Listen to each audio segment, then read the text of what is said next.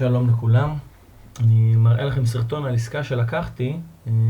דבר ראשון, את כל המניות שאני מכין ליום המסחר אני מוצא מהפינוויז. אני מתחיל בסורק של מתוחות חודשי. נתונים, מניה שעשתה מעל 10% החודש, מעל $20, ATR של $1.50, מחזור של מעל 750,000 ורק מניות.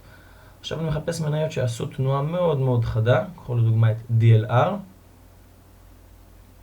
תסתכלו על השבוע האחרון של המניה. מניה עלתה מ-100 ל-115 בשבוע וחצי, שבועיים.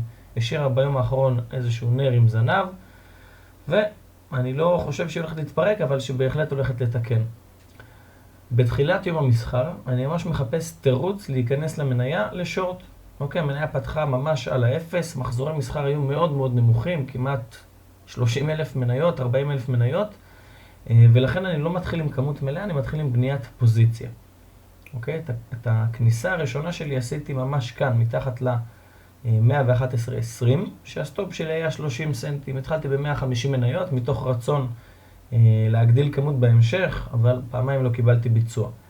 אז נכנסתי כאן, כניסה ראשונה, שפה אתם יודעים, יכול להיות שמהר מאוד המניה גם תסגור את הגאפ, גם בגלל זה אני לא נכנס ישר עם כמות מלאה, מחזור מאוד נמוך, אין לי למה לקחת עסקה עם מחזורים כאלה נמוכים, ולבסוף פה, בנקודה הזאת, מתחת ל-111.70 לא קיבלתי ביצוע, אחרי זה מתחת ל-110.5 גם רציתי שהיא תגיע ולא נבלמה שם לשנייה, אבל זה סתם דוגמה איך הכנת יום המסחר יכולה לעזור לכם למצוא עסקאות בצורה יותר איכותית. אני משלב פה איזשהו מסחר סווינג.